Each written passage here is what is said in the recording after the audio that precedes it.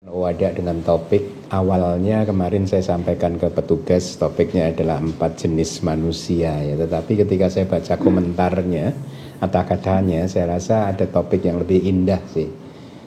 Mungkin diganti menjadi perumpamaan teratai atau 4 jenis teratai begitu. Ya, nanti silahkan diputuskan. Karena perumpamaan yang akan saya sampaikan ini nanti yang diberikan oleh Buddha di kitab masih di Majjhima Nikaya harusnya ini sangat indah sekali. Nanti saya akan sampaikan kepada Anda.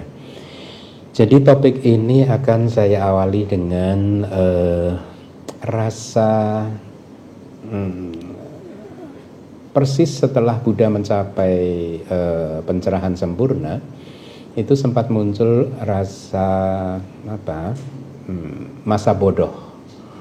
Beliau tidak ingin mengajar gitu karena merasa bahwa dhamma yang baru saja ditembusnya ini sangat sulit, sangat mendalam dan sukar, sulit, tidak bisa dinalar begitu, dan hanya bisa ditembus oleh orang-orang yang bijaksana, sementara di dunia ini banyak makhluk yang nggak bijaksana.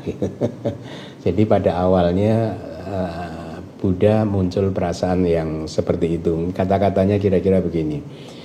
Pada hakikatnya apabila aku, kata Buddha, mengajarkan dhamma dan orang-orang tidak bisa memahamiku, gitu, maka hal tersebut akan melelahkan dan juga meletihkan aku, kata Buddha.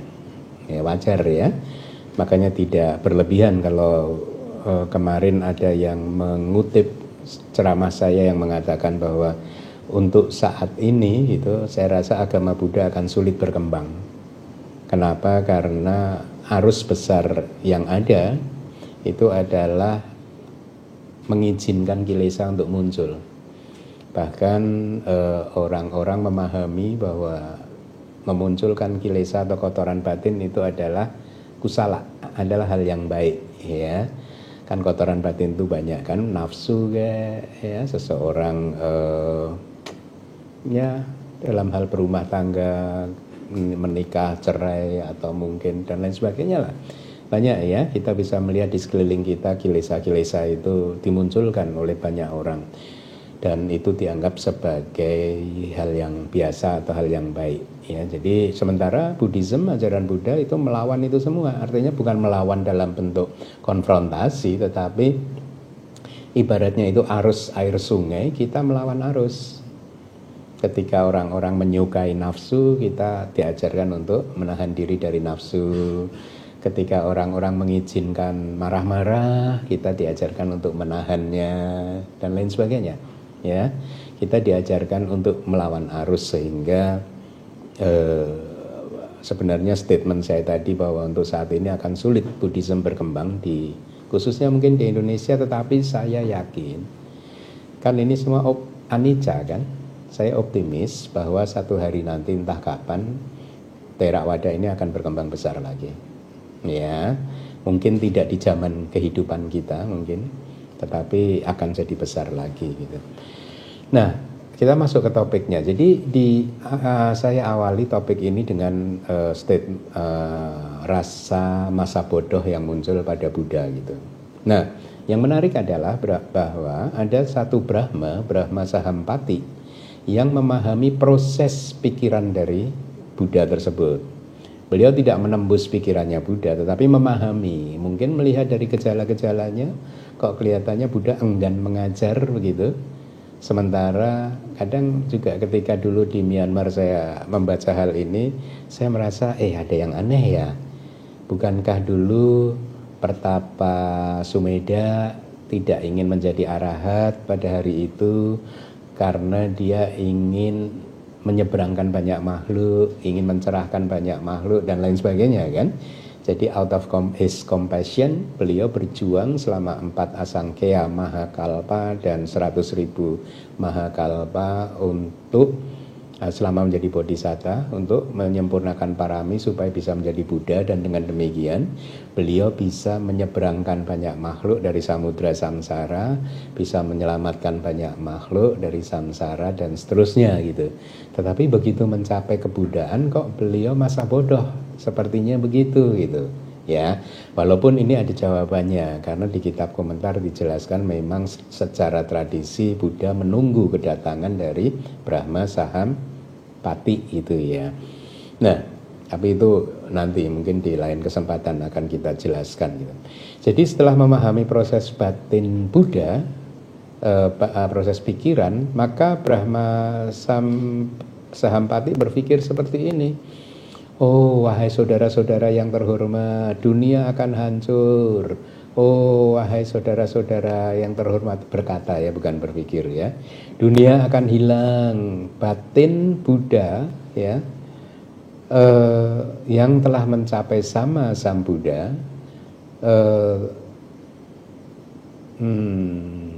dan sudah menjadi Buddha seperti di zaman dahulu, pantas menerima penghormatan yang spesial, berkecenderungan untuk masa bodoh, tidak berkecenderungan untuk mengajarkan dhamma dimanapun, gitu ya. Jadi Brahma Sahampati mengucapkan itu di alam Brahma, begitu. Jadi Anda pahami ya bahwa ini kebaikan, ini jasa Brahma Sahampati, ya. Beliau merasa kalau di alam semesta ini nggak ada dharma, lalu bagaimana? Nah, bayangkan kalau Anda saat ini tidak mengenal dharma, bagaimana Anda? Bagaimana Anda mengelola kehidupan Anda? Bagaimana Anda memahami fenomena yang terkondisi ini yang muncul lenyap seperti itu? Beberapa hari yang lalu saya menasihati salah satu umat di luar kota ketika dia mengalami permasalahan kehidupan karena yang disayanginya itu meninggalkan dia, ya. Saya nasihati kira-kira simpel saja sebenarnya karena dia belum paham dharma ya. Saya sampaikan ya begitulah kehidupan, saya bilang gitu. Mau sampai kapanpun akan seperti itu, people come and go, mau sampai kapanpun. Oleh karena itu kita nggak boleh menghindari itu, pahamilah itu. Justru ketika kamu sudah memahami bahwa segalanya itu hanya datang dan pergi seperti itu, hati kamu akan damai, hati kamu akan banyak merasakan kebahagiaan gitu ya. Jadi saya sampaikan ke yang bersangkutan dan yang bersangkutan akhirnya bisa memahami itu dan keluar dari kesedihannya. Saya lanjutkan. Lalu Brahma Sahampati turun ke bumi ya untuk memohon kepada Buddha. Jadi dia berkata, wahai Bante atau wahai Tuan yang mulia, mohon Begawan berkenan untuk mengajarkan dhamma. Mohon Buddha yang mengucapkan kata-kata yang baik berkenan untuk mengajarkan dhamma.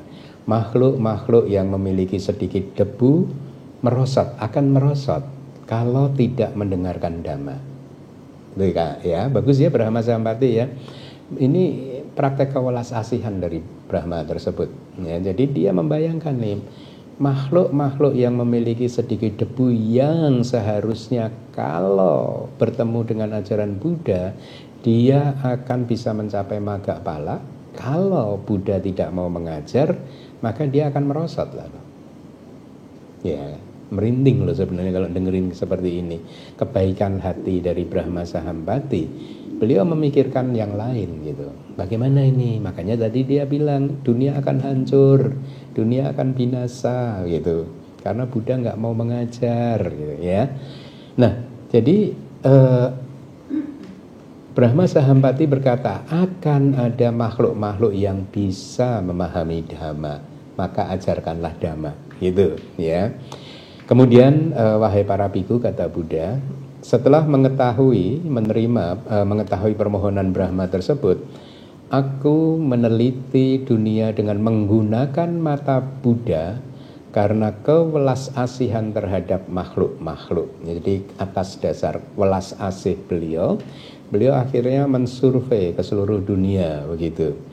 Lalu setelah beliau mensurvei seperti itu, saat sedang meneliti dunia dengan menggunakan mata Buddha, aku melihat makhluk-makhluk yang memiliki sedikit debu dan yang memiliki banyak debu.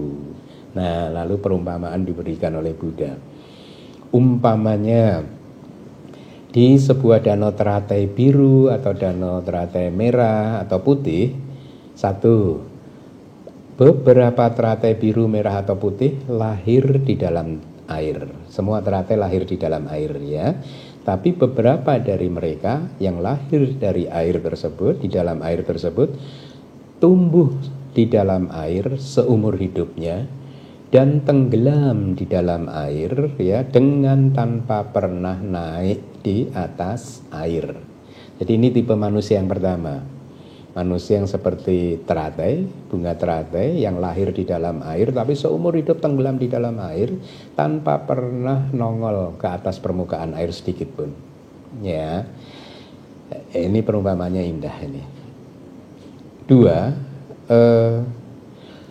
beberapa teratai biru, merah atau putih lahir di dalam air, tumbuh juga di dalam air dan berdiri tegak di permukaan air dengan tanpa pernah naik di atas air. Jadi dia udah di permukaan air, tapi nggak bisa tumbuh lebih tinggi lagi. Ya, jadi ini juga tipe manusia. Yang kedua, kalau perumpamaan teratainya ini hanya ada 3 jenis teratai, tapi nanti kalau diaplikasikan perumpamaan ini terhadap kepada jenis-jenis manusia, ada 4 jenis manusia. Ya, nah yang ketiga, beberapa teratai biru, merah atau putih lahir di dalam air, tumbuh di dalam air, tapi dia berdiri tegak dengan naik ke atas air. Paham ya? Jadi Anda bayangkan pohon teratai itu ada yang seumur hidup tenggelam terus, ada yang bisa muncul di permukaan saja, bisa yang berdiri tegak di atas permukaan air tinggi begitu ya, ya setinggi pohon teratai ya.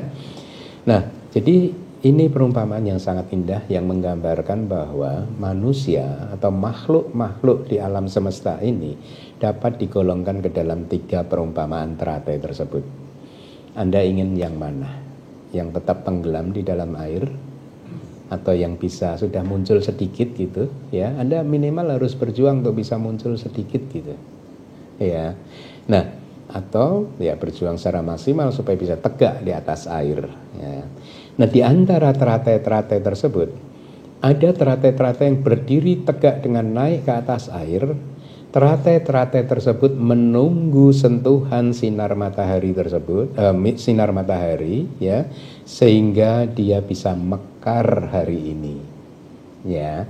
Jadi ada teratai-teratai yang sudah tumbuh berdiri tegak, dia tinggal menunggu sinar matahari saja untuk mekar.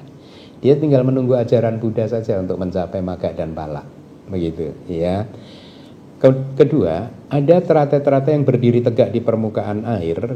Teratai tersebut mekar besok. Jadi ada yang bisa mekar hari ini, ada yang mekar besok gitu ya. Jadi kemudian yang ketiga, ada teratai yang tenggelam di dalam air dengan tanpa pernah naik di atas air. Teratai tersebut mekar di hari yang ketiga. Akan tetapi ada teratai yang lainnya juga, yaitu teratai biru, merah atau putih yang berpenyakit, yang tidak bisa naik hingga ke atas air. Teratai-teratai ini tidak akan pernah bisa mekar. Mereka akan menjadi makanan bagi ikan-ikan dan penyu-penyu saja. Ya, berarti saya ralat yang tadi bukan 3, ternyata diurai lagi menjadi 4 jenis manusia itu tadi ya. Jadi walaupun Anda tenggelam dalam air nggak apa-apa, masih tenggelam di dalam air tidak apa, tapi terus berjuang sehingga tadi kata Buddha akan mekar di hari yang ketiga. Ya, kan tadi 3 teratai yang pertama itu adalah teratai yang bisa mekar hari ini, mekar besok, mekar di hari yang ketiga. Ya, kalau teratai keempat ya udah dimakan penyu. Jangan menjadi teratai yang keempat ya, yang hanya dimakan penyu begitu. Ya, nah jadi itu perumpamaannya, dan dengan demikian ada 4 jenis individu atau 4 jenis makhluk ya. Nah kemudian Buddha menyampaikan 4 jenis makhluk itu apa saja, seperti apa saja. Yang pertama itu disebut sebagai individu yang dalam bahasa Palinya adalah Ugha Titanyo Pugela, yaitu individu yang bisa memahami makna dari pernyataan singkat Buddha atau Dharma. Ya, jadi Saya bacakan dulu kitab penjelasannya ya. Bagi individu manapun yang bisa merealisasi 4 kebenaran mulia bersamaan dengan waktu diucapkannya sebuah diskursus dhamma, individu ini disebut sebagai individu Uga Titanyu, atau lengkapnya Uga Titanyu Pugala. Jadi dia ini dikatakan either bertemu langsung dengan seorang Buddha atau tidak bertemu dengan Buddha tapi bertemu dengan arahat, dan dia mampu mencapai magga dan pala hanya dengan mendengarkan khotbah singkat yang padat. Contohnya siapa? Yang Mulia Sariputta. Ya, Yang Mulia Sariputta sebelum menjadi biku, waktu masih umat awam, upasaka, namanya Upatissa, ya, ketika beliau bertemu dengan Yang Mulia Asaji, walaupun Yang Mulia Asaji harusnya mungkin masih Sotapanna atau Sotapanna mungkin waktu itu ya. Ketika yang beliau kemudian nanti menjadi Bante Sariputta itu bertanya, wajah kamu cerah gitu, kamu di bawah bimbingan siapa gitu. Kemudian Yang Mulia Asaji menjawab dengan rendah hati, ya, bahwa saya ini murid baru, saya belum paham ajaran Buddha, tetapi saya hanya bisa sampaikan 4 baris stansa ini. Ye dhamma hetu pabawo te sang hetu tatagato aha ye sanca yo nirodo ewang wadi mahasemano gitu. Itu artinya adalah ye dhamma hetu pabawa, semua dhamma itu muncul dengan sebabnya masing-masing. Ya, sebab dan akibatnya sudah diajarkan semuanya oleh Buddha, begitu ya kira-kira. Nah, dengan mendengar stansa 4 baris itu, yang Upatissa yang nantinya menjadi Bante Sariputta menjadi Sotapanna. Ya, jadi hal ini terjadi karena beliau termasuk dalam kategori individu yang pertama, Uga Titanyu tadi, yang hanya dengan mendengar ucapan singkat dhamma dari Buddha atau muridnya langsung bisa menjadi mencapai magga pala.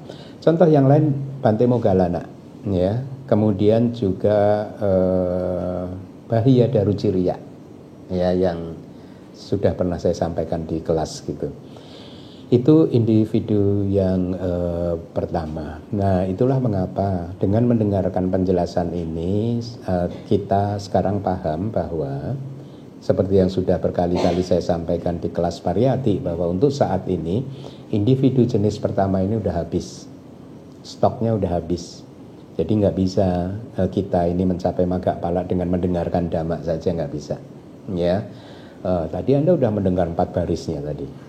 Ye dhamma hetu babawa desang hetu tatagato aha. Mana siapa yang mencapai magga pala? Ya memang nggak bisa, stoknya udah habis. Yang seperti itu udah mencapai nibbana semua. Ya. Kemudian jenis yang kedua ini masih ada nggak di muka bumi ini, kita lihat ya. Jenis yang kedua bahasa Palinya adalah Vipanci Tanyu Pugala. Vipanci Tanyu Pugala ini adalah makhluk atau individu yang dapat memahami makna dari penjelasan yang rinci. Kalau tadi singkat, ya, dengan 4 baris stansa langsung mencapai magga pala. Nah, yang jenis yang kedua ini nggak bisa.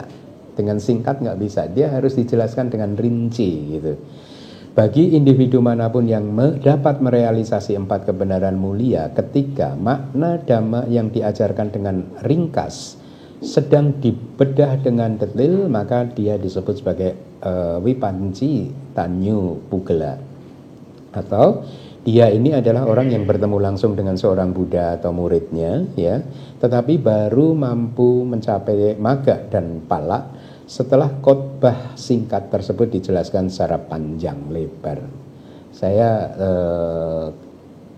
kemarin sempat bertanya kepada Sayadaw di Myanmar, kalau yang jenis kedua ini benar nggak Bante, kalau ini Bante yang mulia, salah satu dari Pancawakya, yaitu Bante Anyasi Kondanya, tahu nggak? Kan 5 pertapa itu yang menemani Buddha itu, yang pertama menjadi Sotapanna kan Bante Anyasi Kondanya gitu. Ini termasuk Vipanci Tanyu Pugala enggak? Lalu saya menjawab, iya sih, saya rasa itu Vipanci Tanyu Pugala gitu. Jadi Bante Enyasi Kondanya ini baru bisa mencapai maga dan pala ketika satu suta selesai dibabarkan. Satu suta yang panjang, yaitu apa? Dhamma Caka Pawatana Sutta. Ya. Nah, ini adalah individu yang kedua. Individu yang ketiga disebut sebagai Neya Pugala. Ya. Sebelum saya sampaikan jenis yang ketiga, menurut apa yang saya terima dari Sayadaw di Myanmar dulu waktu masih belajar, individu jenis yang kedua ini juga sudah habis. Artinya habis itu sold out. Bukan, artinya sudah pada mencapai nibbana, sudah parinibbana semuanya, ya. Jadi yang available di muka bumi saat ini adalah individu yang ketiga dan yang keempat yang ada. Nah, kita termasuk yang mana? Individu yang ketiga disebut sebagai Neya Pugala. Neya Pugala itu adalah makhluk atau individu atau orang yang berlatih sesuai dhamma dan layak atau bisa terbebaskan, bisa mencapai maga dan pala. Tapi dia harus berlatih keras. Makanya saat ini zaman sekarang siapapun yang ingin mencapai maga dan pala harus berlatih keras. Tidak bisa hanya dengan mendengarkan khotbah, ya nggak bisa, ya. Nah, bagi individu manapun yang dapat merealisasi 4 kebenaran mulia dengan bertahap, yang memperhatikan dengan baik berdasarkan pali dan kata-kata. Lihat tuh kata kitab kita itu. Artinya apa? Yang mendengarkan dan memperhatikan dengan baik ajaran Buddha berdasarkan pali. Pali itu Tripitaka. Dan kata-kata itu adalah komentari atau komentarnya gitu ya. Jadi itu syaratnya. Kalau Anda ingin menjadi Neya Pugala yang Neya Pugala, ya, itu baru bisa mencapainya kalau dia mendengarkan dengan seksama Tripitaka dan komentarnya, petunjuk-petunjuknya, karena ada di sana gitu.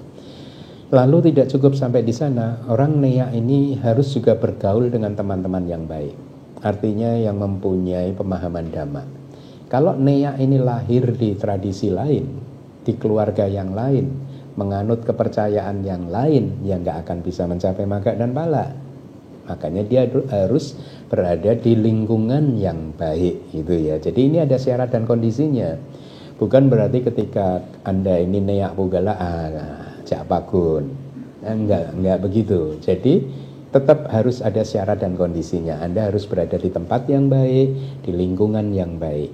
Makanya saya sering mengatakan kan kepada Anda kan, harusnya DBS ini menjadi tempat yang baik, lingkungan yang baik, karena Anda tahu nggak, salah satu definisi dari Sangha itu adalah satu komunitas biku yang mempunyai kesamaan pandangan, memiliki kesamaan nilai dan kesamaan paham yang dijunjung tinggi.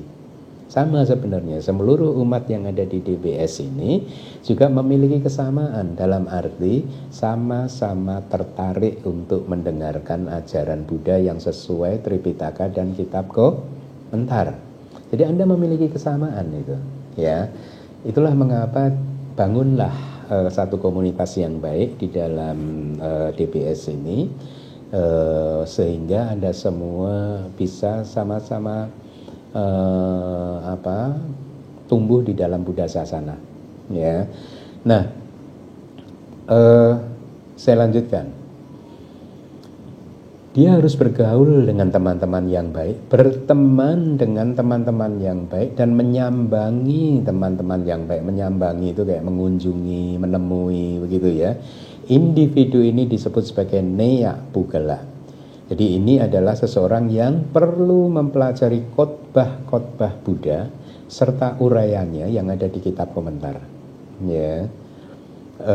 Kita nggak bisa loh memahami Tipitaka tanpa membuka kitab komentar itu, karena penjelasan di Tipitaka itu sangat ringkas, uraian detailnya ada di kitab komentar, ya. Nah, jadi makanya di sini disebutkan seseorang perlu mempelajari khotbah dan uraiannya, kemudian mempraktekkan ketentuan-ketentuan yang terkandung di dalam kitab suci kita tersebut, dalam jangka waktu yang lama, artinya berlatih terus, bermeditasi terus, ya, melatih mengembangkan jalan mulia berunsur 8 secara terus menerus, sila, samadhi dan panya, gitu. Kemudian juga mempraktekkan atau juga walaupun demikian itu tergantung pada ini uraian saya, ya, walaupun itu semua tetap saja itu tergantung pada usaha si individu tersebut, ya, apakah dia berusaha keras ataukah juga dia mendapat bimbingan guru yang tepat atau tidak, ya. Jadi ada banyak syarat. Itu jenis yang ketiga. Jenis yang keempat adalah padak parama. Padak parama ini adalah individu yang hanya mengetahui kata-katanya saja, tapi dia tidak paham maknanya. Jadi ini individu yang secara spiritual kurang tajam, kurang cerdas secara spiritual, begitu. Dia hanya mengetahui kata-katanya tapi nggak paham maknanya. Bagi individu manapun yang tidak bisa merealisasi 4 kebenaran mulia di dalam kelahiran ini, yang walaupun sudah mendengarkan banyak dhamma atau bahkan juga mengajarkan banyak dhamma, dia mengingat banyak dhamma dan membicarakan, mendiskusikan banyak dhamma, individu ini karena tidak bisa mencapai magga pala di dalam kehidupan ini, dia disebut sebagai padak parama, ya. Jadi seseorang yang tidak dapat mencapai magga dan pala dalam kehidupan ini, sekeras apapun dia berusaha, ya. Nah, di antara 4 jenis individu tersebut, ketika mengamati 10.000 sistem dunia yang mirip dengan hutan teratai biru dan lain sebagainya, Begawan melihat berdasarkan semua kondisinya bahwa individu Uga Titanyu itu seperti bunga-bunga yang bisa mekar hari ini, ya. Kemudian individu Wipancitanyu yang kedua tadi itu seperti bunga-bunga yang bisa mekar tapi besok, ya. Individu Nea Pugala yang ketiga itu seperti bunga teratai yang bisa mekar tapi di hari yang ketiga. Sedangkan individu yang keempat itu seperti bunga teratai yang menjadi makanan bagi ikan dan penyu, ya. Nah, jadi itu yang disampaikan oleh Buddha. Di antara 4 individu tersebut, pembabaran Dhamma Buddha membawa manfaat di kehidupan ini juga bagi 3 individu yang pertama.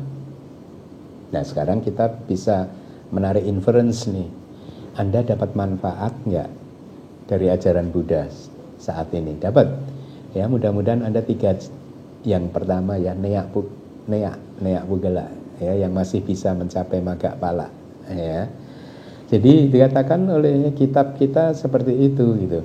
Pembabaran Dhamma Buddha akan menjadi kenangan masa lalu di masa depan bagi individu yang keempat. Jadi individu yang keempat tadi kan tidak bisa mencapai magga pala, tapi nggak apa-apa. Kalau Anda maaf nih, maaf.